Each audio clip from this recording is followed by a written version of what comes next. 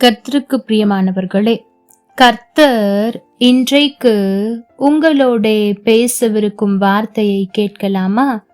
17ஆம் சங்கீதம் 12ஆம் வசனம். பீறுகிறதற்கு ஆவலுள்ள சிங்கத்துக்கும் மறைவிடங்களில் பதிவிருக்கிற பால சிங்கத்துக்கும் ஒப்பாயிருக்கிறார்கள்.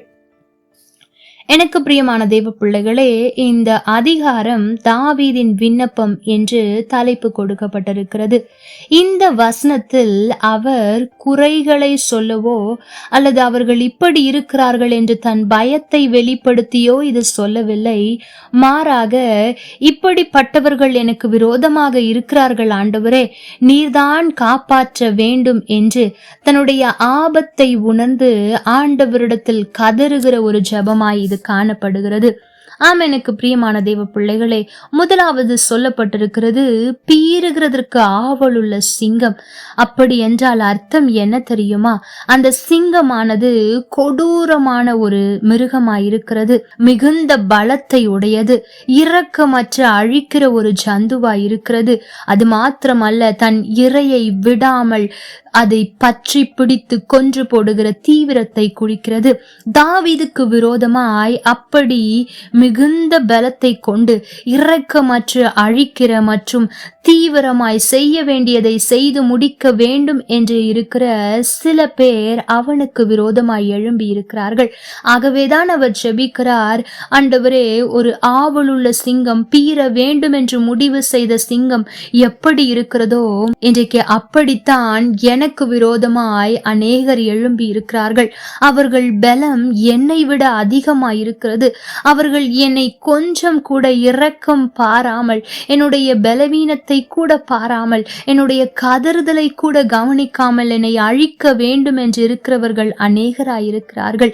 அதாவது, என்னை அழித்து தீரும் மட்டும், என்னை காயப்படுத்தி தீரும் மட்டும் நான் செய்து கொண்டே இருப்பேன் என்று சிலர் செய்து கொண்டே இருக்கிறார்கள் ஆண்டவரே என்று தன்னுடைய பலவீனத்தையும், அது மாத்திரமல்ல, எனக்கு விரோதமாய் இருக்கிறவர்கள் சாதாரணமானவர்கள் அல்ல, என்னை முழுமையாய் அழிக்க நினைப்பவர்கள் ஆண்டவரே, நீர்தான் என்னை காப்பாற்ற வேண்டும் என்று சொல்லுகிறார்.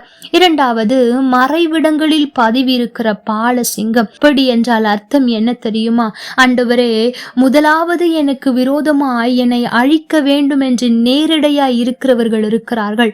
இரண்டாவது, மறைமுகமாய் வெளிப்படையாய் தாக்காமல் என்னை நேசித்து கொண்டு எனக்கு விரோதமாய் சதிகளையும் வஞ்சகங்களையும் மறைமுகமாய் செய்து கொண்டிருக்கிறார்களே, எப்பொழுது தாக்குவார்கள் என்று தெரியாமல் நான் இங்கே பயந்து கொண்டிருக்கிறேன். ஒரு ஆபத்தான நிலையில் இருக்கிறேன். பல ஆபத்துக்கள் என்னை சூழ்ந்திருக்கிறது. அதில் சில ஆபத்துக்களை நான் பார்க்கிறேன். சில ஆபத்துக்கள் என் கண்களுக்கு தென்படாதபடிக்கு என்னை விரோதிக்கிறவர்கள் அநேகம். இப்படிப்பட்டவர்களுக்கு நீர்தான் என்னை காப்பாற்ற வேண்டும் என்று சொல்லுகிறார். அதாவது, பதிவி இருக்கிற பால சிங்கம் எதற்காக இருக்கும்? இரையை தேடுவதற்குத்தான். ஆகவேதான் அவர் ஜெபிக்கிறார், ஆண்டவரே, என்னுடைய பலன் இதில் அல்லவே அல்ல. ஆம் ஆண்டவரே, நீர் மாத்திரம் இந்த ஆபத்தின் சூழ்நிலையில் என்னுடைய காரியத்தில் தலையிடாமல் இருப்பீர் என்றால் நான் தப்பவே முடியாது. ஆகவே தயவு செய்து எனக்கு இறங்கும் என்ற ஜெபத்தை செய்கிறார். எனக்கு பிரியமான தேவ பிள்ளைகளே, இன்றைக்கு உங்களுடைய வாழ்க்கையிலும் அப்படி உங்களை அழித்தே தீர வேண்டும் என்று கர்ச்சிக்கிற அநேகர் இருக்கலாம், பகைஞர்கள் இருக்கலாம், உறவினர்கள் இருக்கலாம், இன்னும் ஒரு சிலர் மறைவிடத்தில், அதாவது நேரடியாக அழகாக பேசிக்கொண்டு பின்னே உங்களை காயப்படுத்த, உங்களை எப்படியாவது வீழ்த்த வேண்டும் என்றும் உங்களுடைய நிம்மதியையும் சந்தோஷத்தையும் கெடுக்க வேண்டும் என்றும் போராடி கொண்டு அநேக காரியங்களை உங்களுக்கு பின்னாக செய்து கொண்டிருக்கலாம். அப்படி இருக்கும்போது நீங்கள் தாவீதை போல ஜெபியுங்கள்.